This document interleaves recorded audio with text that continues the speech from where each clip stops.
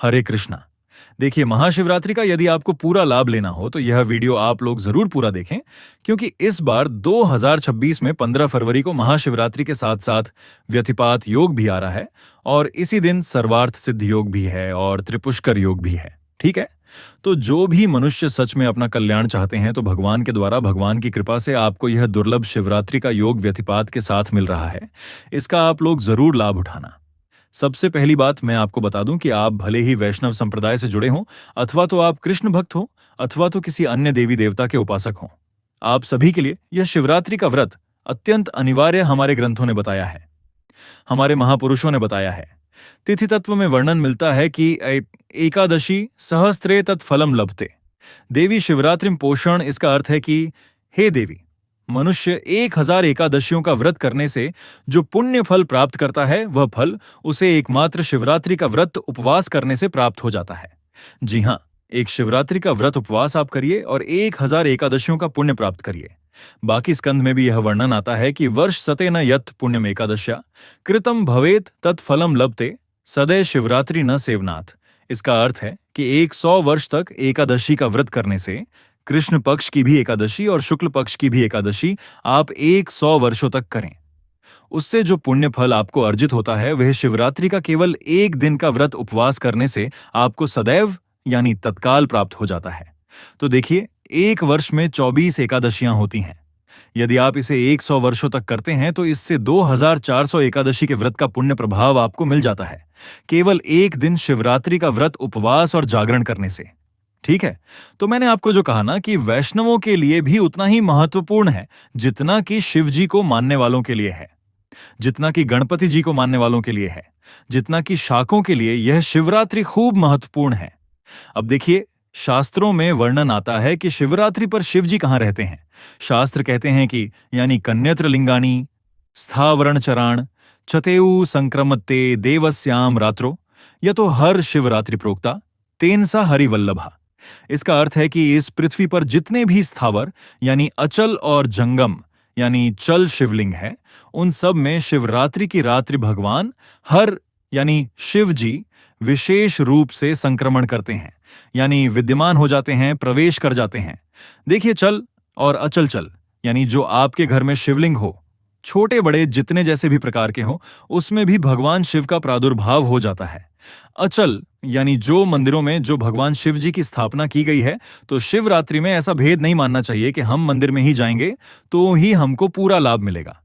शास्त्र अनुसार आप जहां कहीं भी हैं, शिव पूजन का वहीं पर लाभ आप लोग ले सकते हैं। यदि आपके पास शिवलिंग है तो ठीक है। हर शिवलिंग में भगवान इस दिन प्रकट हो जाते हैं और इसी कारण वह हरिवल्लभा है, यानी भगवान विष्णु को यह शिवरात्रि अत्यंत प्रिय है। ये शास्त्र के वचन मैं आपको पढ़कर बता रहा हूं। पिछले वर्ष लोगों ने कमेंट किया था कि हम तो भगवान कृष्ण को मानते हैं, हम शिवरात्रि नहीं करते। ऐसी बात नहीं है, भेद हमारी बुद्धि का उपज है। ठीक है। आप जिस किसी के भी उपासक हो, शिवरात्रि आपको उन्नति की ओर ले जाने वाला पर्व है, त्योहार है। ठीक। आगे हरिभक्ति विलास में ही वर्णन आता है। हरिभक्ति विलास ना वैष्णवों का ही ग्रंथ माना जाता है।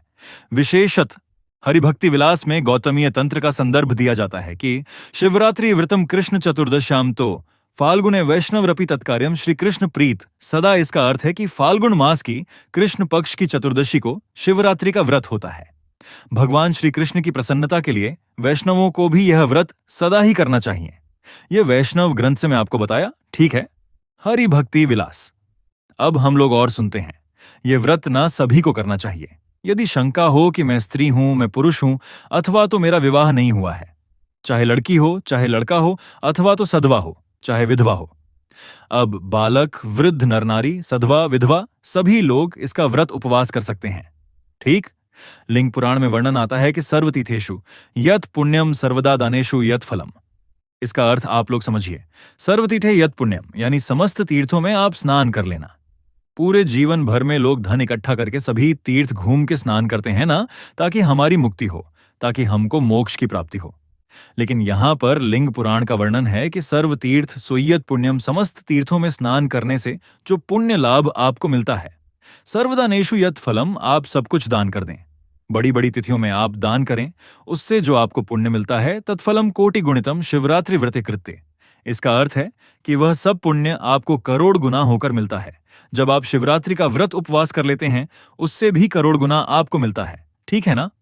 तो महाराज शिवरात्रि की इतनी अपरंपार महिमा है। बाकी आगे ग्रंथ कहते हैं कि अज्ञाने पीयत पुण्यम कृतम तेन दुरात्मना तस्य वीर्यन राजेंद्र गतोस शिव मंदिरम। यह मैं आपको स्कंद पुराण की बात बता रहा हूं। श्री वशिष्ठ जी के वचन है कि हे राजेंद्र, उस दुरात्मा शिकारी ने अज्ञानवश यानी बिना जानकर ही उसने शिवरात्रि का व्रत उपवास कर लिया, रात्रि को जागरण कर लिया, तो उसके प्रभाव से वह शिव मंदिर यानी शिवलोक को प्राप्त हुआ। तो महाराज अनजाने में भी जिसने जीवन भर जानवरों को मारा, उनका शिकार किया, उसने अनजाने में व्रत किया, एक दिन के शिवरात्रि के व्रत प्रभाव से वह शिवलोक को प्राप्त हुआ। तो यदि आप जान समझकर करेंगे तो महाराज आपको कितने पुण्यों की प्राप्ति होगी। आगे यमराज अपने नादूतों को समझाते हैं कि देखो, शिवरात्रि व्रत करने वाला अकेला स्वर्ग नहीं जाता, वह अपने पूरे खानदान को तार देता है और उसको तुम लोग स्पर्श नहीं कर सकते। कुलम तारते सर्वम यन तत्र उपोषितम न तस् पुनरावत्त कल्प कोटि शतप, उसकी फिर पुनरावृत्ति नहीं होती, वह फिर जन्म नहीं लेता। जो शिवरात्रि के व्रत का पयन करता है, यानी जो शिवरात्रि का व्रत करता है, ईशान संहिता में मिलता है कि अश्वमेध सहस्त्राण वाजपेय सतानी च गवाम कोटि प्रधानम च शिवरात्रि समम नहीं। इसका अर्थ है कि हजारों अश्वमेध यज्ञ महाराज से शिवरात्रि व्रत की समानता नहीं कर सकता। कृष्ण भगवान ने अश्वमेध यज्ञ करवाया, भगवान राम जी ने अश्वमेध यज्ञ करवाया, और भी कई राजाओं ने अश्वमेध यज्ञ करवाया। एक यज्ञ करने में महाराज कितनी मुसीबतें झेलनी पड़ती हैं, लेकिन यहां पर हजारों अश्वमेध यज्ञ, सैकड़ों वाजपेय यज्ञ और करोड़ों गायों का दान का भी पुण्य जो आपको मिलेगा, उसकी बराबरी शिवरात्रि के व्रत की तुलना में बहुत कम है। ठीक इतनी महिमा है इस शिवरात्रि की। आगे शास्त्र कहते हैं कि वर्ष द्वादशा नाम वेयत फलम पूजना तत्फलम लपते सद शिव रात्र मदर्चनम। इसका अर्थ है कि 12 महीने यानी 1 वर्ष तक निरंतर मेरी पूजा करने से जो फल मिलता है, वह फल भक्त को शिवरात्रि के दिन मेरी पूजा करने से सद यानी तत्काल प्राप्त हो जाता है। शिवरात्रि के दिन आप व्रत उपवास तो करना ही, यह तो सबसे बड़ा मुख्य अंग है शिवरात्रि का, लेकिन इसके अंदर ना आपको शिवजी का पूजन भी करना है। एक दिन का पूजन पूरे 12 महीने के पूजन का आपको पुण्य दे देता है। तो हमको शिवरात्रि के दिन पूजन कैसे करना है?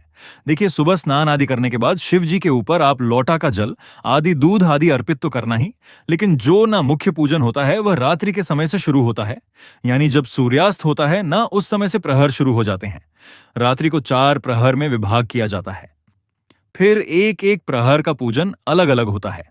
ठीक है, पहले प्रहार का पूजन दूध से, दूसरे प्रहार का पूजन दही से, फिर घी से, फिर शहद से। ठीक, ये 4 प्रकार का पूजन होता है शिवरात्रि में। मैं अलग अलग प्रहर के पूजन करना है, आप जरूर देख लेना और उस प्रहर के पूजन के हिसाब से आप लोग पूजन कर लेना। बिल्कुल ही सरल पूजन विधि में बताऊंगा, लेकिन वह पूजन विधि शास्त्रोक्त होगी, यह भी मैं आपको आश्वस्त करता हूं। अब आगे हम लोग सुनते हैं कि पूज्यत शिवम तत्र रात्रो जगत तत्पर सर्व पाप विनर मुक्त शिव सायुज मपनो यात।